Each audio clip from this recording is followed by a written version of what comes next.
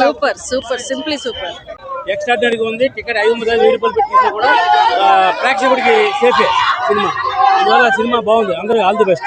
మించిపోయింది లేచుల చేతులు. అలాంటి వాళ్ళు ఆ పిచ్చ మతాలు దేవుళ్ళు అందరి సినిమాలు చూపించి అక్కడ ఏదో గెలాక్సీ అని చెప్పి ఒక చెట్టును ఒక తోడేలు రాకెట్ నడుపుతుంటే నమ్మే మీరు మన దేశంలో నాగసాధువులు ఎన్నో ఆలయాలు కాపాడారు, అఘోరాలు ఉన్నారు.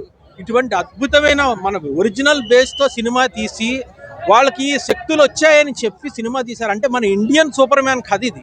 ఈ సినిమాని ఎట్టి పరిస్థితుల్లో చూడండి. ఆయన నిజంగా వాళ్ళు నమ్మి తీశారు ఈ సినిమా.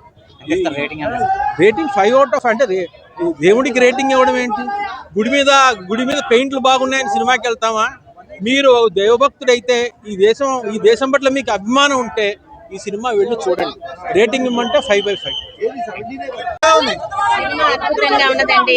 ఇంటిళ్ళ బాధి పిల్లని తీసుకొచ్చి చూపించి మన సంస్కృతి అంటే ఏంటో వాళ్ళకి నేర్పించి తెలియజేయాలి. తరతరాలుగా కూడా ఇది పోనీయకుండా వాళ్ళకి చెప్పాలి. ముఖ్యంగా దేశభక్తి అంటే ఏంటో, ఎట్లా ఉండాలో, ఎలా ఆచరించాలో ఈ సినిమాలో చెప్పాలి.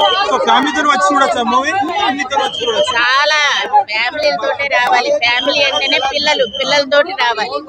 వాళ్ళకు చూపించాలి మన సంస్కృతి అంటే ఏంటో వాళ్ళకి తెలియచెప్పాలి, వివరించాలి. అది సంగతి. అదంతా దేశభక్తి అంటే ఏంటో ఈ సినిమాలో చక్కగా వివరించారు. అది ఎలా ఆచరించాలో కూడా చెప్పారు. అది బాగుంది, చాలా బాగుంది. ఏమి తీసినా చూస్తారు, జనాలు చూస్తారు అన్న ఫీలింగ్ తో భయపడి సినిమా తీసాడా అనిపించింది. అంటే మనకి అఖండ చూస్తున్నట్టే ఉంది. క్రియేటివిటీ అనేది కొత్తగా కనిపించలేదు. అంటే ఇప్పుడు సనాతన ధర్మం ఒక ట్రెండ్ నడుస్తుంది. ఆ సనాతన ధర్మానికి ఇంకొంచెం బీజేపీ మసాలా యాడ్ చేసి ఫస్ట్ హాఫ్ ఎలా ఉంది, సెకండ్ హాఫ్ ఎలా ఉంది? సూపర్ ఉంది అన్న సినిమా. రెండు బాగున్నాయి సినిమా. ఫస్ట్ హాఫ్ బాగుంది, సెకండ్ హాఫ్ బాగుంది. సీట్ లో కళ్ళలో కూడా కూర్చొని చూసామన్న సినిమా. సాంగ్ సూపర్ సూపర్ అన్న. దమన్ నందమూరి తమన్ బాలయ్యబాబు గారి డైలాగ్ డెలివరీ సూపర్ అన్న. డెలివరీ చెప్పాలంటే ఒక బాలయ్య బాబు తర్వాత ఎవరైనా. జై బాలయ్య. రేటింగ్ ఎంత ఇస్తారన్న? 10కి 10 అన్న. ఓకే.